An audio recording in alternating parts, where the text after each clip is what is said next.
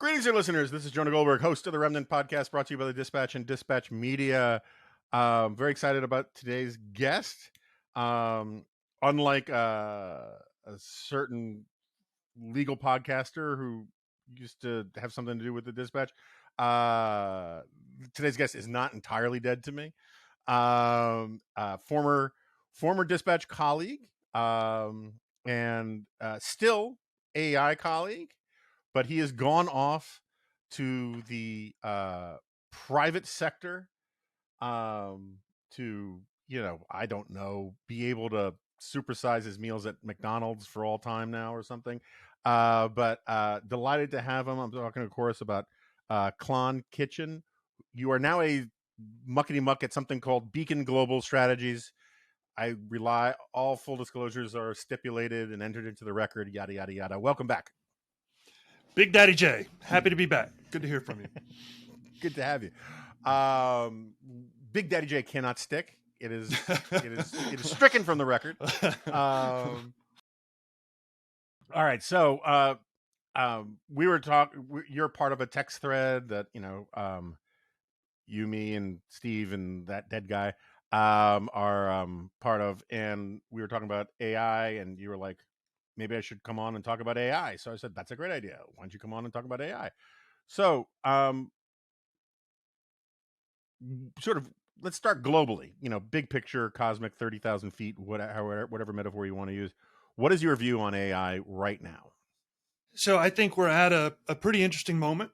The thing that's captured everyone's attention, rightly so, I think, are what's called these large language models or these foundation models. And this is the stuff that really broke into the public awareness back in November of last year with OpenAI's ChatGPT. And since then, they've rolled out a new version, GPT-4, that has proven to be very, very capable. And so capable and so rapidly, frankly, adopted by the public that it spurred other AI developing companies to kind of kick out their versions of these large language models in an effort to kind of benefit from the large public awareness and adoption.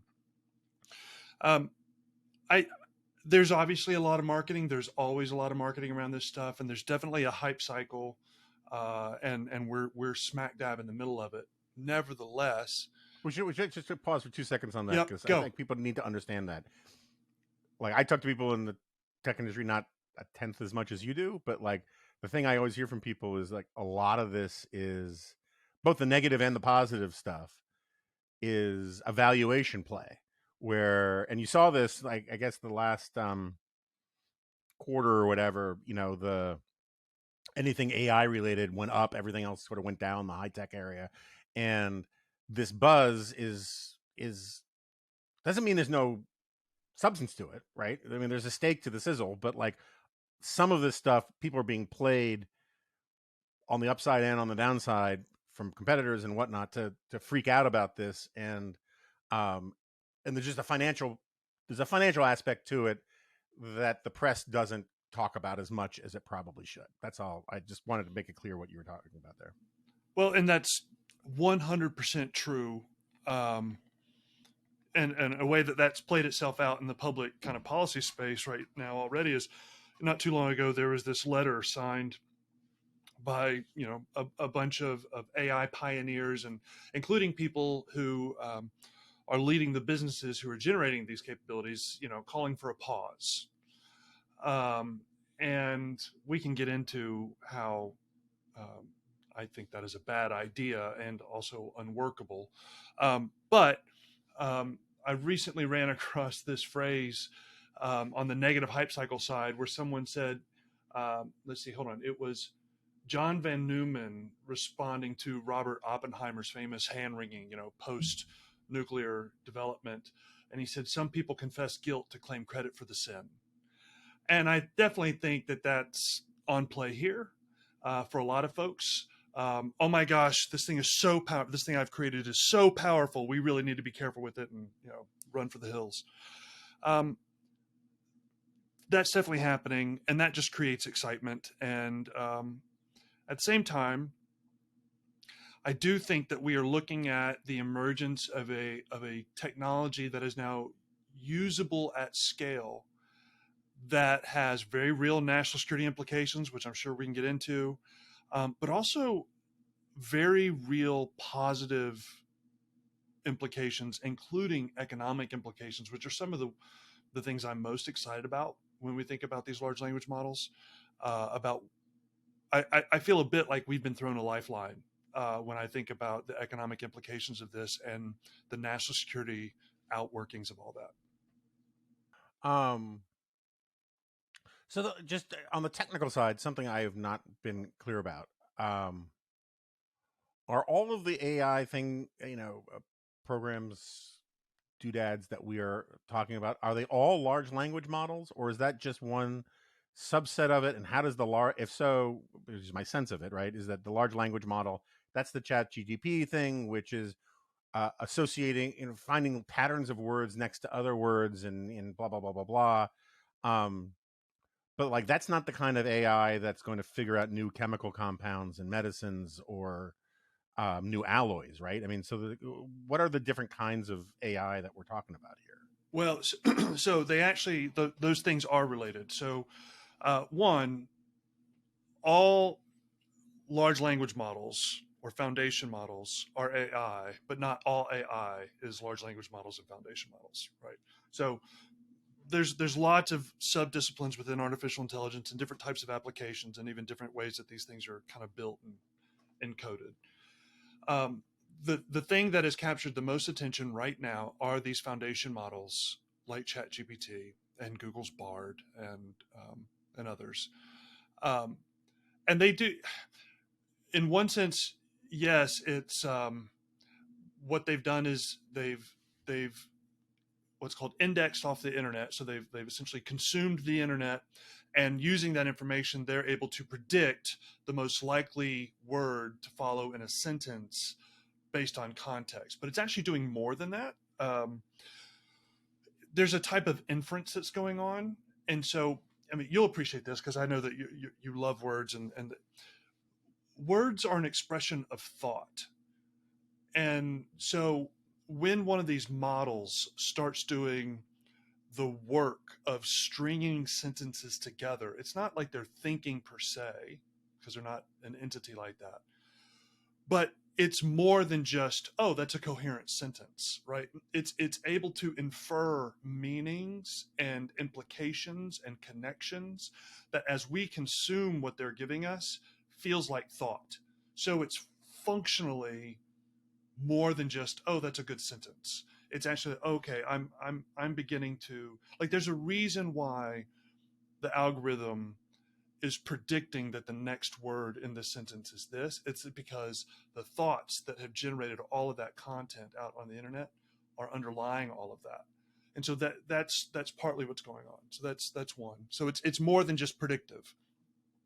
Two, what we have found, and this has been the really interesting thing, is within artificial intelligence research, there's this thing called emergent capabilities. And that is when essentially an AI system does something it was never taught to do.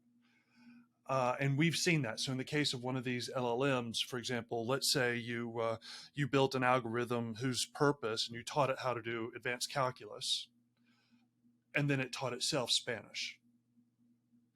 Um, we're seeing those types of emergent capabilities throughout these various offerings.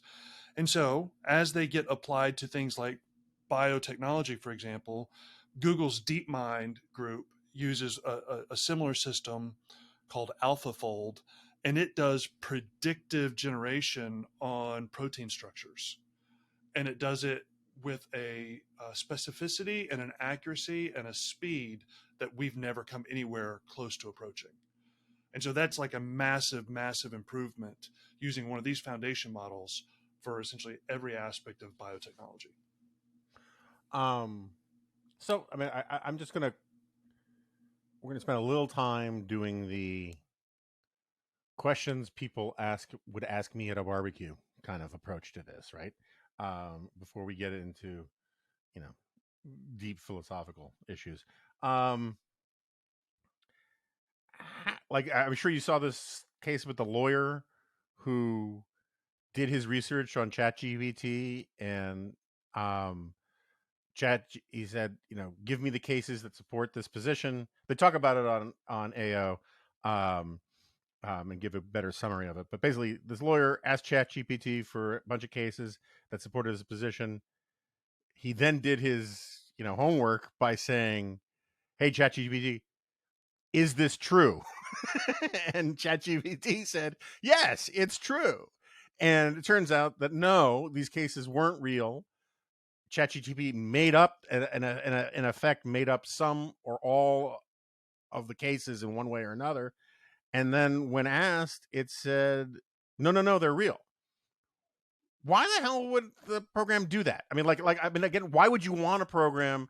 I have to assume if you're smart enough to make an artificial intelligence program, you should be smart enough that when you get asked the question, "Are these quotes factual?" You can have just some sort of subroutine that always kicks in and says, you know, just as like a legal disclaimer, always check these quotes against other sources, yada yada yada yada yada. Don't say, "Oh yeah, it's totally true." Because I've asked ChatGPT playing around for quotes from things, and some of the quotes are close to accurate, and some of the quotes are just directionally kind of like, "Oh, that sounds like something Friedrich Hayek would say," but he never said it. Why would you have that function? Why isn't that fixable? Well, I think it ultimately is fixable. We just haven't done it yet, or at least it's largely addressable.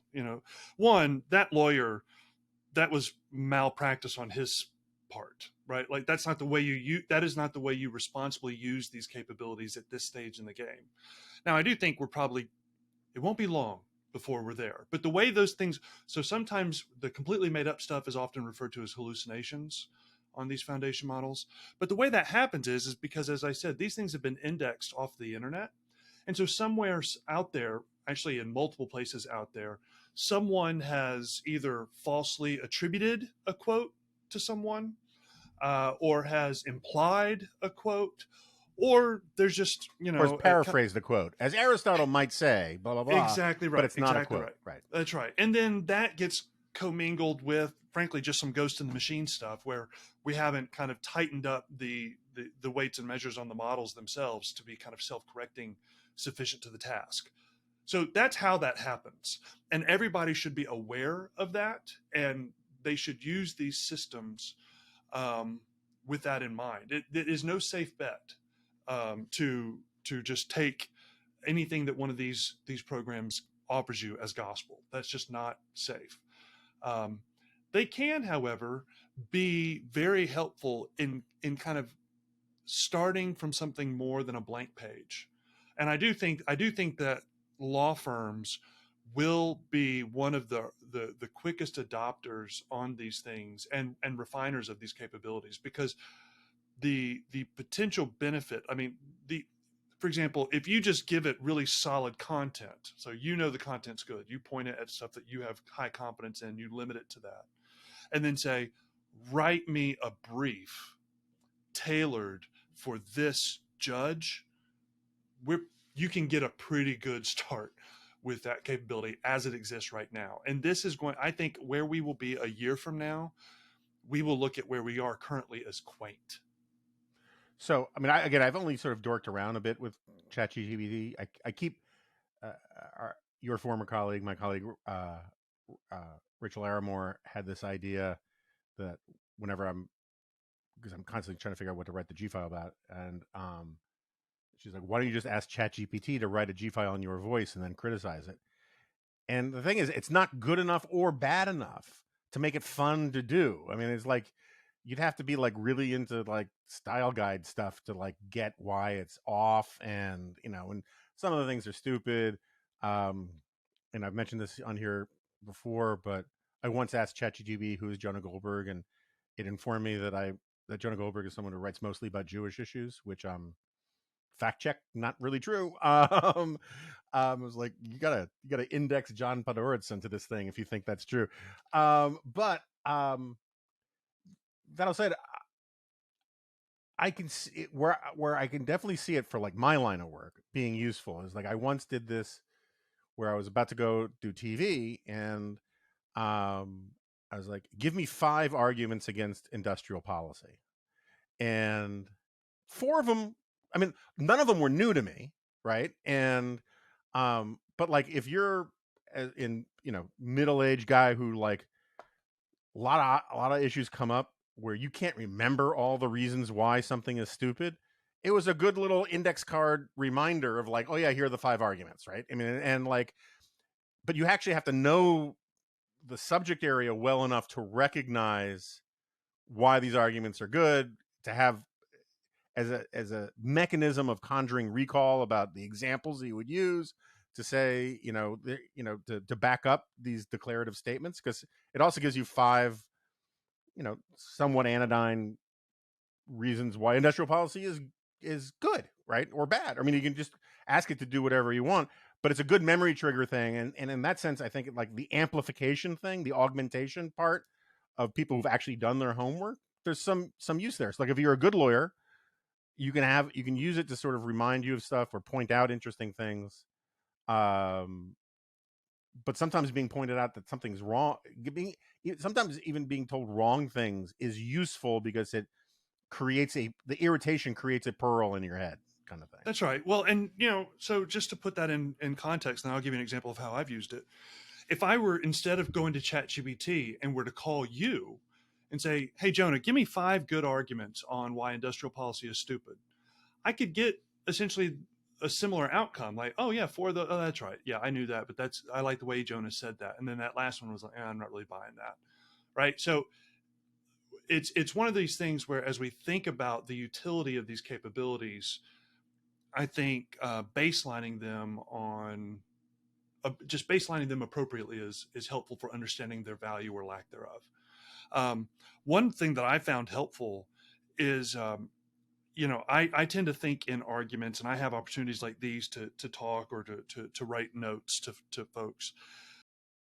And so I will now consistently type, like, outline a thought or an argument using a series of topic sentences, these kind of declarative statements, and then kick it over to GPT or some other capability, and ask it to, kind of lace these thoughts into a coherent narrative, right? And it saves me some time. And I've even said, in the voice of Klon Kitchen, there's enough, but not a ton of stuff with my name on it. Nothing approaching anything like you have, and it gets maybe 60% there. Um, um, but I find that helpful in terms of saving me time. Now, I would never like copy and paste that and just kick it out under my name. But I will use it to kind of save me some time and efficiently string my thoughts together as I'm getting ready for a TV hit or a podcast or just a conversation with someone. Yeah. So before we move on, the you know one of the oldest concepts in computer programming, going back to punch cards, is garbage in, garbage out, right? Yep. Now, you're younger than me, you may not be fully aware of this, but from time to time people are wrong on the internet. I know. I spent a lot of time trying to fix that. and and sometimes they're wrong at scale. Like, and to be fair, like, as someone who's sort of a big fan of my own quirky revisionist history, why the liberal consensus is wrong about all sorts of things, major mucky muck historians, I think, can get wrong and be subjected to groupthink too. But there's something special about the short-term memory of the internet, where, like, if it's in a book, I mean, actually, that's just a factual question before I go on. Does ChatGPT or these other LLMs, do they scour up books too, or is it just websites? No, it's everything that's essentially been indexed on the web. So Google has this huge effort of digitizing all the books. Right, but it's hard to Um, get to some of the books as someone who's tried very many times to get at. You get snippet views and previews and that kind of stuff, but sometimes it's hard to get the full book. yeah. Is all of that stuff in the large language models? Well, there's different large language models, so different. But you take something like an OpenAI, ChatGPT, or Google's Bard, and yes, I think you're approaching. it's hard for me to say all, but Yeah. Okay, you're that's good to definitely know. getting, yeah, you're getting a lot. Yeah, I mean, 'cause I don't see a lot of evidence of that when I poke around on it.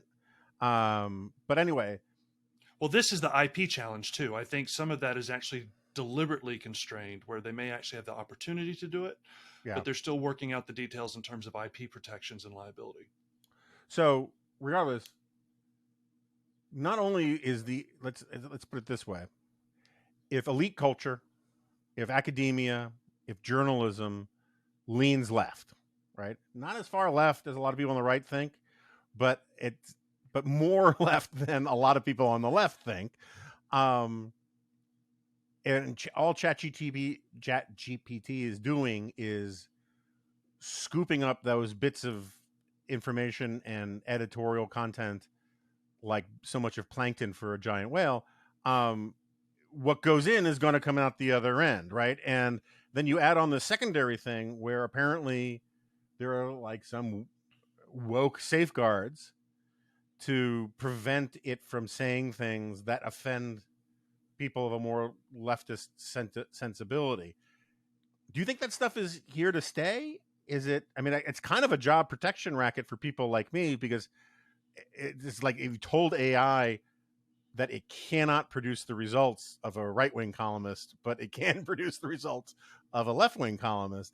But that just sort of seems unsustainable and unjustifiable in the long run.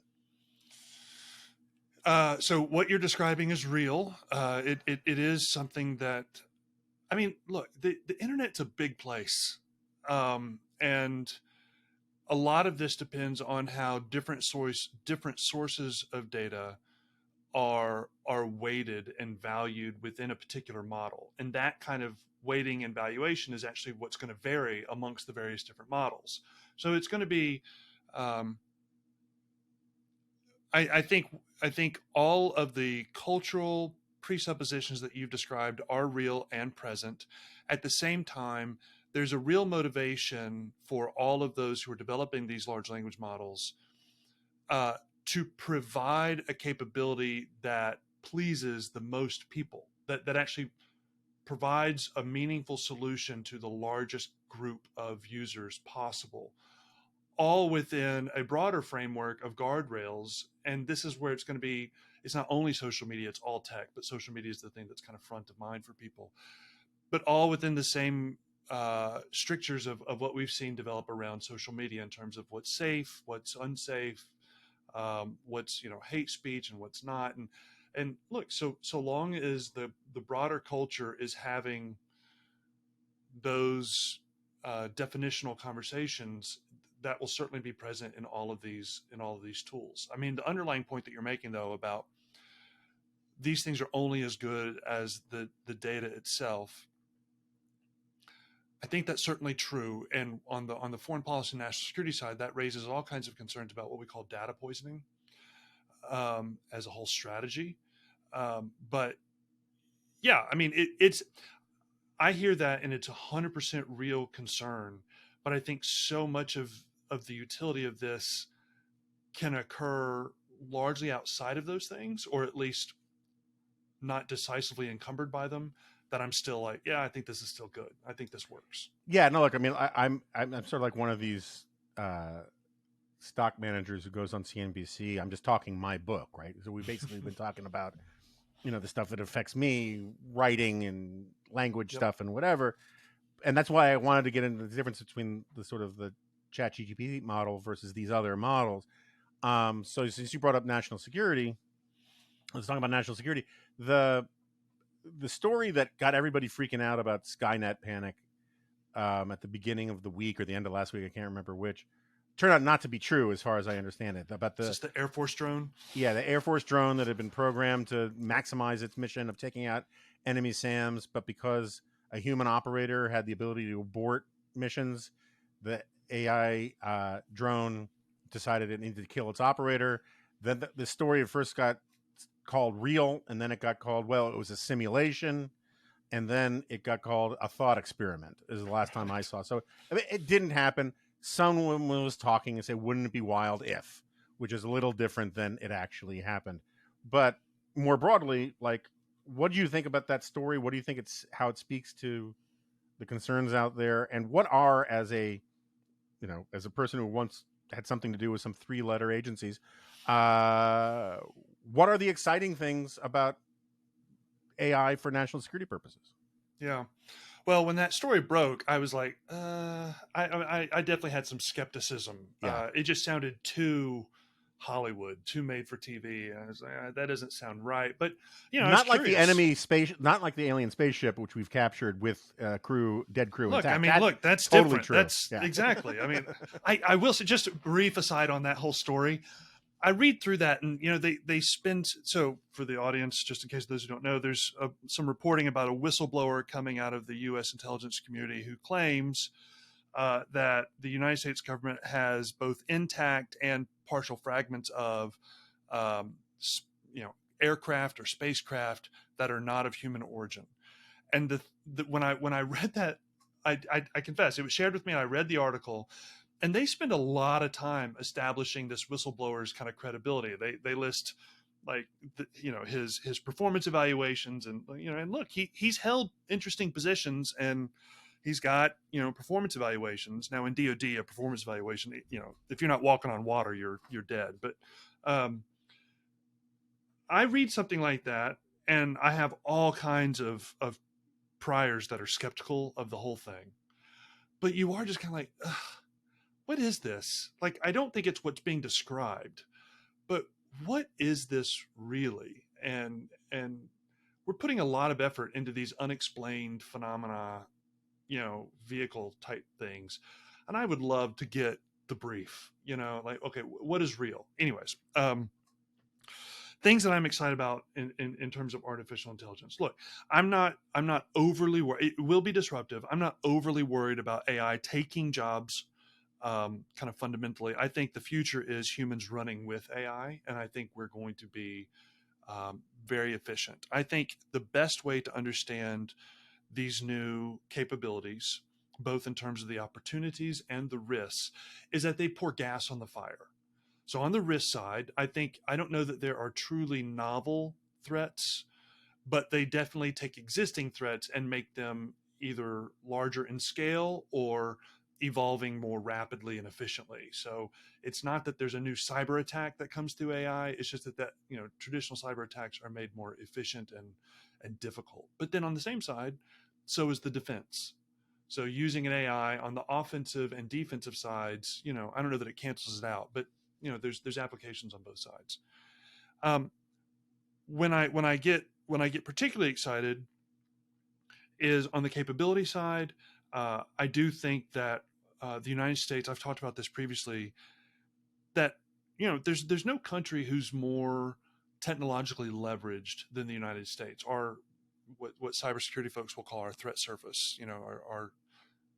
Our vulnerability to attack is larger than anybody else's, and our ability to monitor and defend that is constrained. Now we're really good at it, but I mean it's just such a big problem. I think AI offers real opportunity to meaningfully kind of get back in the game, and we've been behind the ball now for a couple of years, where frankly a bunch of different bad guys have been eating our lunch. And I think as AI continues to develop, we may actually be able to operate at a level where we meaningfully move the advantage back to our side. We're not there yet, but I'm hopeful. I really do think that we're approaching that possibility. Um, Beyond that, though, I think that the economic implications of these large language models and everything that's going to follow um, is so real and has the potential of being so sustained and causing such massive improvements in efficiency and productivity that I feel like we may actually be able to make the types of investment in our military, in our industrial and innovation bases that all of us national security people have been saying for years and years and years. We are woefully, woefully behind, and everyone tends to respond with like, "Yeah, but the economics. We like, how do we spend that kind of money?" I think we may actually be able to generate a domestic economy that supports that, with while simultaneously kind of benefiting the broader population. And so I'm really encouraged by that. If I can just give you an example of what I mean, and then I'll shut up for a second. More than $11 billion has been invested in AI startups in the month of May alone. That's 80% more than May in the previous year, right? And like, that's just starting. Now, you and I talked about how right now all the economic boom is happening in this kind of one narrow sliver of the tech industry. But I believe that the benefits and the applications of all this are going to be migrating through the tech economy and the broader economy in relatively short order. And so I expect that kind of profitability and kind of sweet goodness to be spreading quickly. And I really, it makes me very encouraged about what's on the horizon if we can manage this well. Okay, so I want to get into the economics argument of it, and I get what you're saying in that if you can get the kind of scale and efficiencies at scale and increases of productivity at the margins that a lot of AI boosters think we can get, we can actually pay for the bullets and bombs and things that we need to do on the national security side. I get that argument. I think it's a good argument. But just staying on the national security side for just a second here, does it make sense to put AI into a drone? What does an AI drone do that a human drone doesn't do? Does it make sense to have AI piloted planes? Which does that make them drones now? I mean, like, is there where are my friggin' killer robots? I guess is my point. Is like, is that a thing, or is that just the sci-fi part of this as part of the hype? No, I think that, so yeah. So I've actually been a little bit countercultural on this, where it's very popular in national security circles to talk about AI, but then say, but we shouldn't have killer robots. We should have no automated death machines. To phrase it one way. I appreciate the sensitivities. I feel like that's inevitable, and so I want to do it first. And so let me give you a very concrete example of what I mean. Let's flash forward. Let's call it, I don't know, let's say 2 decades. And if you're telling me, all right, now, Klon, I've got one of these, Boston Dynamics Atlas robots, these ones that you see on YouTube dancing and doing flips and everything, right? And this thing's got an AI on top of it, and it's got a gun, and I can send it into a hostage situation, and it can go through the door and do immediate or near immediate, certainly way faster than a human can, target identification and neutralization with less risk to the good guys or to the innocent, which there's no reason to believe that an AI enabled robot would not be able to do, right? I mean, facial recognition, speed processing, all of it is all in the robot's favor. All with that. So better mission accomplishment, lower loss of innocent life or damage to even property.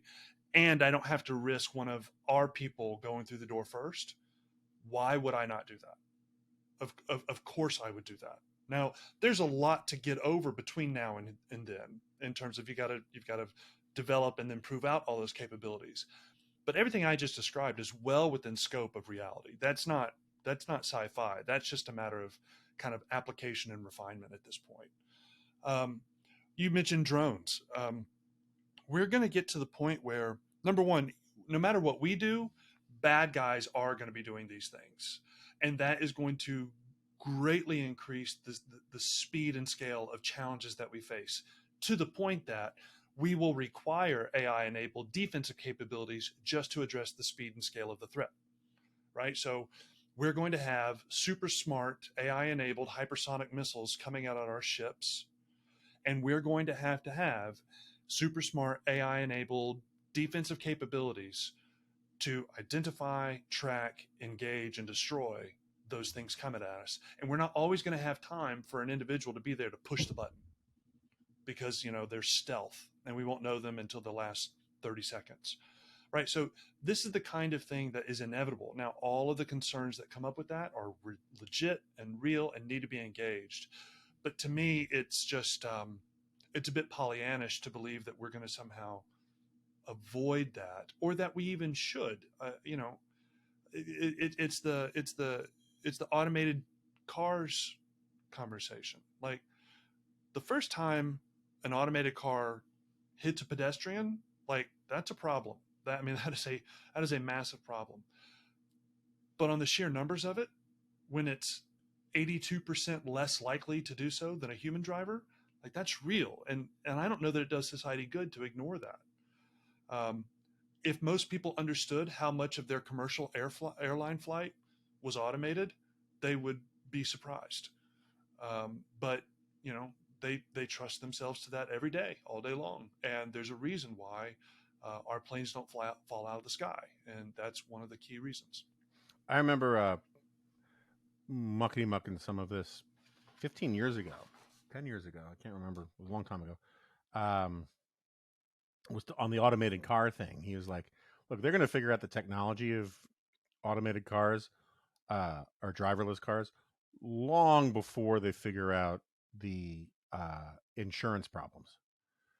And which is I always thought was a really helpful way to think about it, because it kind of gets at the, first of all, the common law issues, right? About who's like the idea that, like, if I'm in a driverless car and my driverless car hits an old lady, I mean, that's terrible, but why am I to blame? Like, why should I have to pay insurance on something that a computer did that's run out of a massive data center somewhere? Um, like, I shouldn't be on the hook for the liability on that, because I had as much control over what that car was going to do as the lady who was hit or somebody in Cleveland, right?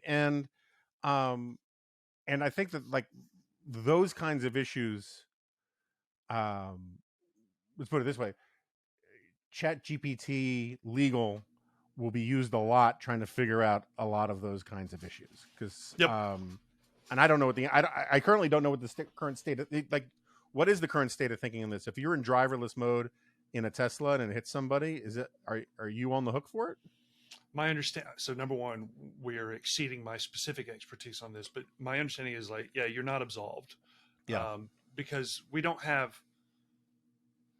I'll leave it there because I don't want to overstate what I know. But yeah, Yeah. I don't think that We don't. I you're don't think we absolved. truly have. I mean, like, you made the choice of going driverless, Right. right, or that That's kind right. of thing, Yeah, you and assume liability by making the choice. Yeah. yeah, and but Although I we mean, do have autonomous taxis. I mean, we are deploying autonomous taxis, so that's an interesting. yeah.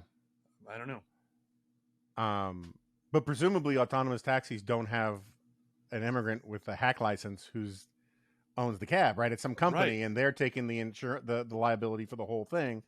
Anyway, I just think it's sort of Well, and you can even think from the insurance perspective, like, okay, yeah, some of this is foggy, but the actual risk that the insurance company is assuming with an automated vehicle versus a human driven vehicle is actually lower, and so they're like, right, yeah, okay, we'll figure it out. I'll take the risk because it's so much lower. right, right. Yeah. Um, okay, so on the economic stuff, um, I'd seen it already. I hadn't read the whole thing, and I'm still not quite done with it. But you sent me prior to this the Mark Andreessen, Mm-hmm. um, which we'll put in the show notes. I think it's good. I think it's overly Pollyannish about how. Well, I think he literally says, "What's the title?" It's like, It's going to save the world. Why AI will save the world? yeah. So, Yeah. like, as a philosophically principled opponent of almost all enthusiasm, I don't go that far, but I think he makes a lot of good points, um, and I think his Baptist and bootlegger stuff, which is one of my obsessions, has a lot of merit and all the rest. Um, but where I think, and this is what I want to ask you, is like where I think he's too dismissive, right? I agree with him. There's this thing called, was it the lump Lump. labor theory, right? Yep. Which is an argument that comes up every time there's a technological innovation, which says that um, some technology is going to replace labor in a certain industry or certain field. The Luddites with the mills or whatever, and those workers had one defined role. They can't learn another job. They can't do another job. No new jobs will be created for them to be filled into, because it's a static pie kind of thing. And I think he's right about that historically and all that. That said, and this is something that comes up all the time when we talk about like the push towards globalization and free trade and all that, is that these kinds of disruptions do create losers. And in the life cycle, like you in over 100-year period, the losers kind of like vanish into the statistical background. But if you're a 52-year-old, guy who's been replaced by a robot, or a key, or a tablet at a, you know, Jiffy Lube or whatever, um, it's not obvious that you're going to come out better because of these kinds of things. And I think that dismissiveness is politically problematic, if not morally problematic, and it comes up all the time. Yeah, so I think you just hit the nail on the head. So number one, I do recommend people read it, not because I agree with everything he said, but because I do think that he, um, Andreessen, I think he does do a good job of pushing back on some of the hyperventilating. I think he does um, explain in some interesting detail about some of the positive outcomes. Although, understand, as we started this conversation with, um, he's not a disinterested party, right? In this conversation, um, I, yeah, but I think when he talks about the macroeconomic realities of all this and where it all kind of shakes out, that makes sense on a spreadsheet. It, but we don't live on a spreadsheet alone. There are real political dynamics that have to be factored in. And a just society and a good government will consider those things. It can't just be like, hey, look, I know 20% of you guys are really going to get the boot here, but ultimately we're all going to be okay, and you should just be okay with that. That doesn't work. Um, I do think that that's navigable. I don't have good answers to it. I don't think that government is particularly well suited to kind of solve the problem. I don't think it's ever demonstrated a real capacity toward that end. Um, but I do think that our political leaders are going to have to understand that as a real political variable, and what I think most likely they will be able to do that would be helpful would just be clear the hurdles for society to kind of heal itself. For industry has every reason in my view to to take actions that would enable a deeper, more capable, more productive labor market. And we've seen companies do that. I mean, they look at challenges like the fact that we're not producing the type of engineering expertise that we need, either hard engineering or software engineering or whatever. And everybody likes to turn to some type of government educational program, and I have some sympathy for trying to encourage some of that, but generally speaking, none of those have ever been proven to be truly like effective at a large scale. But what some companies are doing is they're just taking it upon themselves and partnering even with like local junior colleges and establishing scholarships or whole schools and sending their own people through them and building the workforce that they need. Now that's not big enough currently to address the macro needs over the long term, but I feel more comfortable with that than other things. So all that to say, um, there will be losers. I don't think that number is going to be quite as big as people think, and I don't think it will be as immediate as people tend to portray it. I think the vast majority of people will actually learn to run with these machines, and that may actually open up new capabilities. So, I hate the retort like, "Hey, dude, learn to code," as an answer to some of these concerns. But let's just take an example of some of the image generating technology. I've played around with some of this stuff, and it's what's called low code or no code capability. Meaning you don't have to be you know an engineer, software engineer.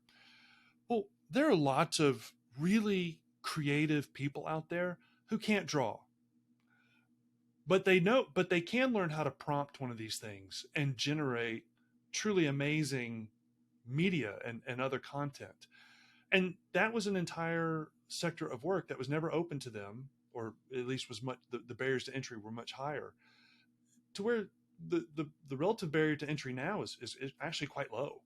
And if they're able to kind of evolve and engage that, they may actually be able to do work that they find more meaningful and even more profitable that they would not have been able to do otherwise. Yeah, so like I kind of come down the same side of this. I think if people are looking at it sort of from the wrong end in some ways, it's like, so when you say you don't like it when people say learn to code, that's the thing about AI, the potential of AI is that you don't have to learn to code, and I used to have good examples of this because I used to be really interested in it. Um, Sometimes academic disciplines get taken over by specific theories of the discipline, right? And so, um, 40 years ago, I think academic philosophy got taken over by, and I'm getting this anecdote wrong. I apologize. Uh, by by the logic crowd, right? Formal logic, and so like there were certain sub disciplines of philosophy, certain departments of philosophy that if you scored badly on the entrance exams, that made it more likely you'd be accepted because they thought the formal logic thing was keeping out the deconstructionists or whoever kind of thing. Um, I think a lot of like, and this is just my suspicion, a lot of the technical schools, it's sort of like my problem with. Here's a good analogy. I actually have a really good ear for foreign languages. I think there's something in my brain that's adaptable to it. And if I spend enough time living someplace or hanging out someplace, I can pick up phrases really well. But I am terrible at formal grammar. I still can't tell you exactly what like the pluperfect is or any of that kind of crap, right? And like and like memorize the gerund form and like I don't know what you're talking about, and I always thought that like the way you should teach language, especially to young people, should have nothing to do with the grammar, right? I mean, like human beings, they don't learn their primary language by learning these formal back of the back of the room, back of the box kind of coding things about it. Here are the different, cases and genders and whatever. They learn it by just absorb. That's how our brains evolved. And anyway, so it seems to me like there's a lot of professions that have professional gatekeepers that require technical expertise and mastery of very technical stuff, whether it's in engineering, in math, in programming, and all that. That is a barrier to entry to sort of creative associational thinkers who, I mean,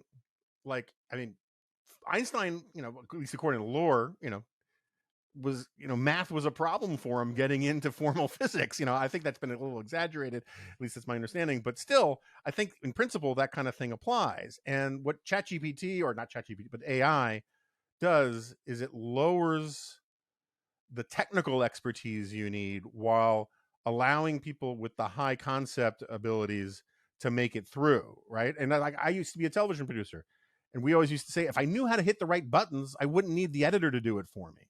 Well, now in terms of television editing, the buttons are really easy to master, so you don't need television editors for a lot of the low end stuff. You need them for the really high end stuff. This still means that a lot of people in the middle of the economy, I think, are going to take it in the neck in an economy that rewards the highly creative, the highly conceptual thinkers. And I don't think we should be as dismissive about all of that. I mean, getting rid of, I don't want to invoke this stuff and get Jim Pethokoukis to come storming in here like the Kool-Aid man, but like if you could get rid of 8 million truck drivers tomorrow and have a massive increase in productivity, I'm still not sure it would be worth it in terms of the cultural and social upheaval that would come with it. Yeah, I mean, I think so. I agree with everything you just said. And for the gatekeepers, I think the realization is dawning that the barbarians are at the gate. I mean, the adoption rate. So one thing that businesses are dealing with on these types of capabilities, with some technologies, or with most technologies, as they've been integrated into to work, it's been top driven. The company makes a decision that, okay, we're going to use email now, so everybody start using email, and this is how we're going to communicate. And like this, the just individuals are driving this. They are adopting it, and using it for work. The adoption rate of these large language models has blown the doors off of essentially every other technology that we've developed. I mean, ChatGPT, I don't know what the numbers are. They've got well over 100 million users. Um, and they've got to be closing in on, I don't know. They got to be getting close to a billion. I mean, just in terms of users. And, that was something that took, Facebook years to do. And so this thing is happening, and it's not gonna, it's not gonna be held off. If you don't mind, me making a pivot here and talking about, I'm very encouraged by all of this. There is something, however, that I think threatens to throw real sand in the gears, and it's something I'm spending more time writing about. I did something for the Dispatch, and I'm talking about it publicly more. And that's how our kind of partners, so particularly our European friends, are approaching this whole thing. I think if I were to put myself in their shoes, I think the governing philosophy is, um, one, a very acute desire not to miss out on this tech boom the way they have on previous ones. I think they do recognize, governments recognize, like, these are the techs that are going to be shaping economies and societies and militaries and all of it. And they're right. Um, the problem is that they seem to have concluded, and when I say they, I'm talking about the EU and similar countries. Although we're seeing this move into like the Indo-Pacific as well. So South Korea and the Philippines and elsewhere. But they seem to have concluded that they either have to constrain the presence of U.S. technology providers, or in some cases actually like cut them out, like decouple from us, um, if they are to realize their own kind of domestic innovation goals, which I think is fundamental. So I have a market response to that, which I think is just, I think they're just fundamentally wrong. Um, but then I have a national security motivation behind this too, and that is the United States has concluded, rightly, I think, that the only way we're going to navigate this new kind of techno world that we're living in is, and you mentioned globalization, that some of that's breaking down because of security issues. I've talked previously about how securing nations means securing networks, and securing networks means securing supply chains. Well, the way the U.S. is responding to that is to try and build these alliances, these kind of technology alliances, with our closest democratic friends, where we create these, mutually reinforcing, trusted, and resilient supply chains amongst each other. And the idea is that if we do that well, then we facilitate each other's innovation bases, and our economies become stronger as well. And we treat it the way NATO treats military interoperability, right? So the U.S. helps our NATO friends become more capable from a military perspective and interoperable with us. And we understand that that's important for collective defense. Well, what the USG is trying to do now from a foreign policy standpoint in these types of new techno alliances is a similar thing. We understand that we're all made more resilient, more wealthy, more safe to the degree that our innovation bases are, thriving and interoperable. Okay, so that's all throat clearing for the point that unfortunately a lot of our European friends are going the opposite direction. And they're actually enacting legislation and regulatory schemes that are very clearly aimed at constraining U.S. providers. Not only is that unfair, not only does it work against U.S. kind of policy goals, but it's actually, and I do think it's inadvertent, but it's still very real, it opens the door to Chinese alternatives.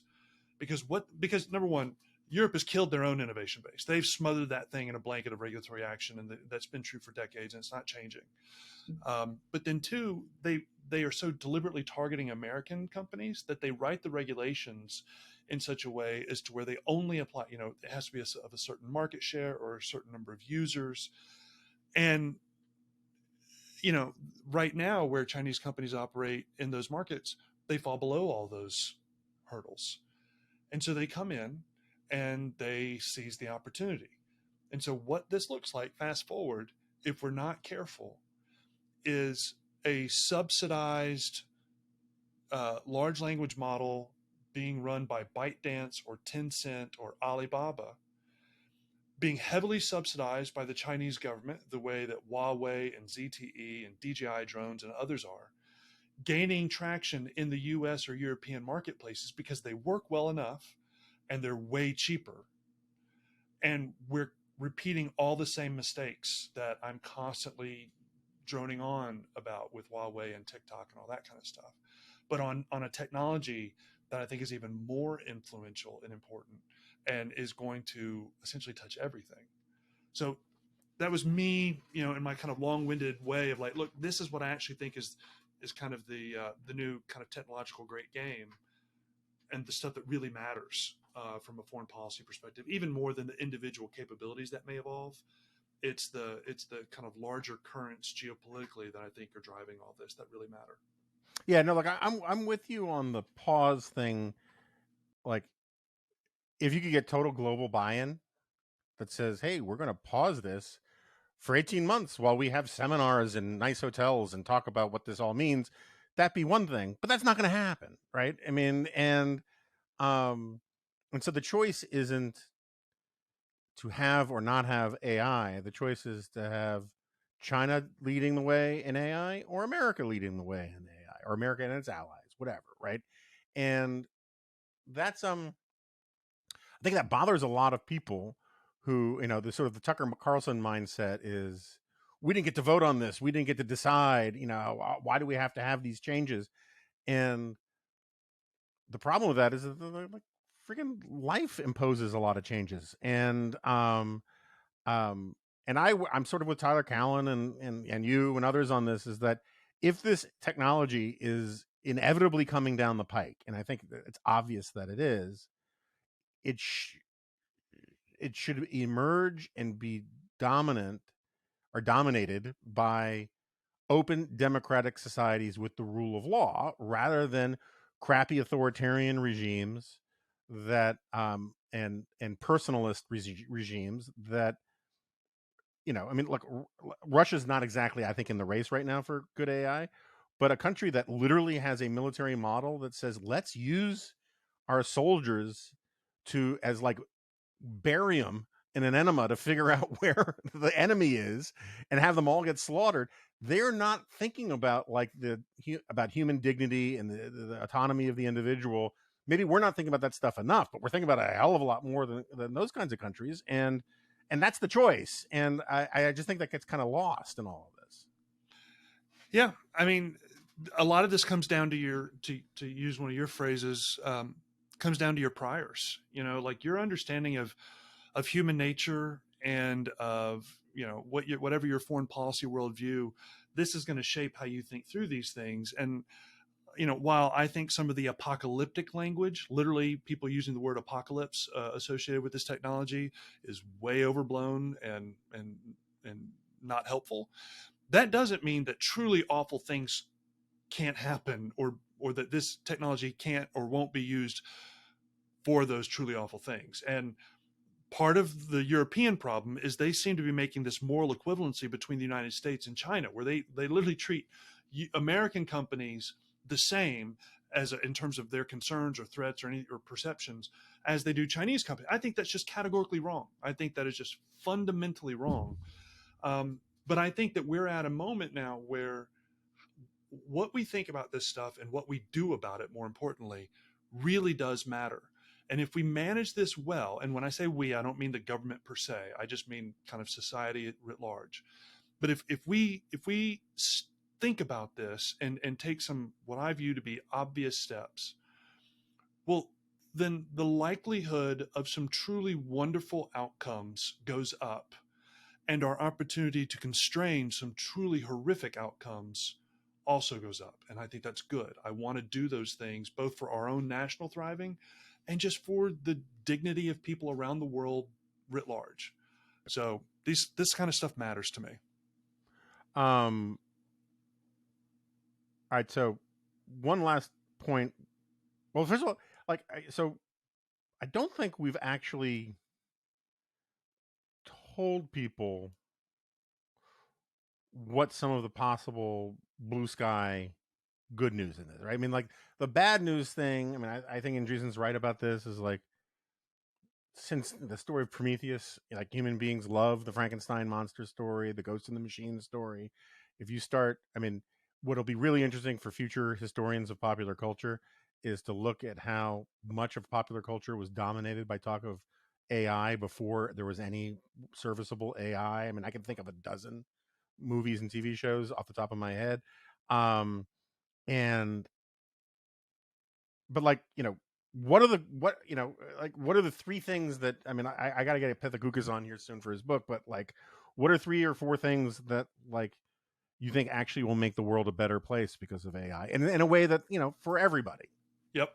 So I'll use. I'm doing this live right now, but I'll talk about education. I'll talk about uh, healthcare, and maybe uh, work more broadly. I don't know. So in terms of education, look, your students of all number one. So traditional students, high school and below, or college and below, they really are going to have the capability of having a tailor-made tutor at their beck and call who doesn't get annoyed with them and who is able to increasingly over the course of time instruct them and kind of lead them down a path of learning that's tailor-made for kind of how they learn and consume knowledge. um, that's going to apply to everything from you and I've been talking about foreign languages, but it's going to economics and the barriers to entry to learning new skills and gaining new knowledge and just getting up to speed are going to be lower. Now, some will argue, rightly so, that okay, before there was Google search, people had to read a book, and that like that type of engagement kind of encoded knowledge in a deeper, more sustainable way than a search engine, uh, Google or search engine effort looks or does. Well, yes and no. If all you're doing is Googling, then okay, sure, that's not the same as reading a book, but that's not what people typically do. Um, you use that to surface information and then you engage with the information. Now, again, reading online and versus a tangible book, those are all meaningful distinctions that really do matter. But what we're moving into now is a phase where in a single interface, you are moving into a type of dialectic engagement with I don't want to call it an entity, a tool that that is really powerful and can surface information and serve it to you in a way that makes it more accessible. I'm confident that that won't all be a net positive, that there'll be costs to some of that, but there will be a lot of positives to it. And kind of transitioning to the second point in terms of what that means in terms of like work. Well, that's going to make we always talk about how modern employees and professionals are going to have to be lifelong learners. Well, this is how that happens. This is going to be one of the key mechanisms that actually enables someone to be a lifelong learner, in a way that is efficient and productive. And I think that just has tons and tons of positive implications. Not only positive implications, but just a lot. And then finally, on a healthcare thing, I mean, AI in general has already demonstrated that it's going to have a massive impact on research, but then even in terms of diagnostics, I mean we've got diagnostic AIs that are so outperforming humans that it's just not even close to being a fair fight. And the positive life implications of finding cancer 6 months earlier, alone, just that one example, to me is so mind-blowingly positive. You know, the opportunities to discover new treatments and uh, new procedures using AI, I think is so real and so life affirming that I just think this is a net good. We don't live in a comic book, so this is where this is the world viewpoint. We don't live in a comic book where there are 100% villains and 100% heroes. That's just not how this stuff works. And we don't always get to make the trades in terms of we'll take 80% of the good, and shave off 10% of the bad. Unfortunately, that's not how this works. What I would say is that over the course of history, our culture has been, I think, the most responsible in navigating technological evolution and kind of inculcation into the culture. And I think we're the best positioned to do that now. This is happening. Wishful thinking or a refusal to accept that does nothing to change the underlying realities. And so, what I would rather do is explicitly understand and pursue the good, and explicitly understand and seek to diminish the negative to the degree that we can. I'm with you on all that. It's one of these funny things where I think like the if you describe the actual possibilities objectively, you would think the left would be much more into AI than the right. Now, as far as I can tell, pro and anti AI stuff does not really track in a clean ideological way to begin with. There are lots of right wingers who are against it. There are lots of left wingers who are for it. But like, it seems to me that so just to put my cards on the table, some of the things I'm most excited about AI. I mean, I get the education thing. I'll believe it when I see it. People said a lot of great stuff about how the internet was going to empower education. It didn't. At least not in the ways that people thought it was going to. Right? I mean, like Khan Academy is awesome, but like it didn't break the ed school monopoly and all these things that people thought it was going to do.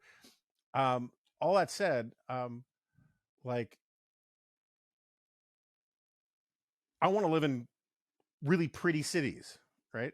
And the combination of being like people don't know. This is one of these weird things. Is like we actually don't have the knowledge in sufficient number of people, like masons and stone people, and that kind of stuff, to make the beautiful buildings that were commonplacely, built in the 19th century in New York and Chicago and all across Europe. Never mind ones from the 15th century. AI can solve that kind of thing. So you don't have to have these things that look like prisons. You don't have to have these things where a feet slice of the architecture industry decides what is aesthetically pleasing. I mean, there's no artistic area of life where normal people more dislike the product of the elite that controls these things than architecture, right? And so we can come up with new materials, make new things, figure out how to replicate old ways of doing things, but with modern safety standards and all that. That kind of stuff really excites me. I agree with you with the diagnostic stuff. Also, I mean, this is a point I make all the time: is like if you just look at the amount of money we spend on things like Alzheimer's and Alzheimer's-like diseases, if AI could just solve that, right? I mean, like that would put millions of people out of work, worth it, right? This is just like because nurses are going to find other people to take care of. If you're not going to die of Alzheimer's, you're going to die of something else. But the misery of those kinds of diseases and the cost of those kinds of diseases, hundreds of billions of dollars that we're spending on that's not productive for people. And I don't mean to be cruel about it, but for people who are clearly not productive anymore because they can't even remember their names sometimes, right? So I like the whole point is if you can make them productive for another 5-10 years and then have them die of a heart attack, that's a win for everybody, right? And it's those kinds of things that will break monopolies. Yeah, the radiologists are in trouble, but so be it. That all I think is great. The thing, and I'm sorry to monologue here, but just I'll give you the last word on this. The thing that does worry me, and I don't know how to address it, I don't know even now fully how to think about it, is over the years, I've come more and more around to the view that while I still think ideas are hugely important, right? Ideas matter, ideas move the world, all that stuff. I still believe that stuff. But things do too, right? Material culture really has a generative effect on the ideas that are in play and on the self-conception of ourselves and our place in the universe and all that, right? And so like my standard line is the car did more to disrupt stable communities than any ideas that came out of some German lab, right? But you can argue with Nietzsche, you can't argue with the Buick, right? Similarly, we just saw Cato just had this weird poll which said that, and I think there are real problems. I mean, Cato does good polling. I'm not trying to criticize Cato, but like this weird poll that said like a third of Gen Z or whatever the young people are supposed to be called now are comfortable with the idea of government placed cameras in our homes to prevent bad things from happening or something. Now, I don't believe that that's actually a real number in the sense that if we started to debate it, that number would go down, not up. There, the kids are probably screwing with the pollsters. I mean, there's all sorts of things that could be going on there. But even if it's directionally right, one of the reasons why is when you raise kids in a in a universe, in a society that is just drenched in cameras and performative cameras that you sort of you have in your pocket and you're taking selfies 25 times a day, and being performative on YouTube is a way to become a celebrity and all these kinds of things.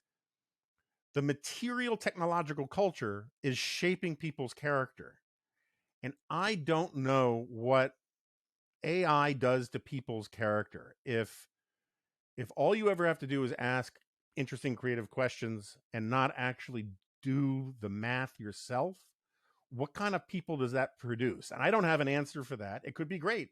Star Trek thinks it works out great for everybody, but I don't know that that's right.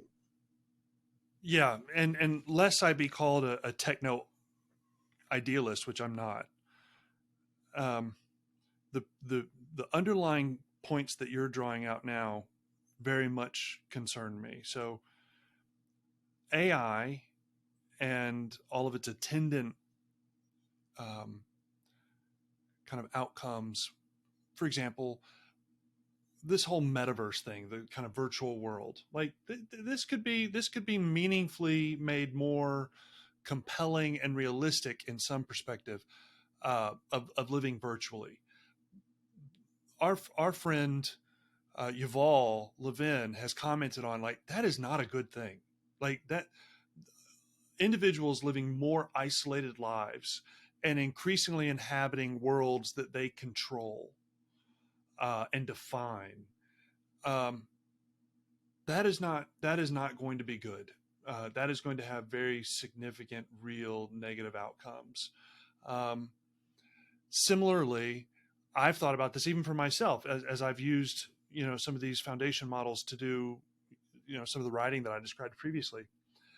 You know, there's a real utility in staring at a blank page and going through the effort of like forcing a thought out of your brain and onto a piece of paper and the labor that requires and that is a value in and of itself. It's brain shaping. And I get nervous about, well, if I don't ever do that again, I don't think that's good for me. And what's the net impact of language over the course of time? Like I have the benefit, and you certainly have the benefit of a long history of writing, right? And so I can kind of coast off of that while I use this tool. My kids don't. Right. And if they start from day one using this and building out, there just comes a point where that kind of that history, that kind of The muscle memory, right? yeah, Yeah. that just disappears. It Right. just goes away, and we've all been shaped by the tech rather than us shaping the tech itself. And Yeah. that's a concerning reality for me. So I do not think that this is an unalloyed good. But I also don't believe in unalloyed goods, at least for the Right. most part. Right? I just don't think that that's a real option for me. So the fact that what we're talking about isn't that doesn't surprise me, and it certainly doesn't dissuade me completely. It does rightly caution me and prevents me from being um, Pollyannish about all this. I'm essentially kind of taking the cards that have been dealt and looking for the best possible hand, recognizing that there's some risk here that I don't get to avoid. And with that, we'll call it a day. Klon, it's great to have you back. I hope you'll come back more. I mean, we didn't even talk about like Ukraine stuff, and Yeah. it's worth talking about. But and I I'm glad you're thriving over there in that, like Scrooge McDuck, in the private sector. Uh, um, but you're always part of the family, so it's great to have you. It's my pleasure. I love spending time with you guys, and I would love to come back anytime you'll have me.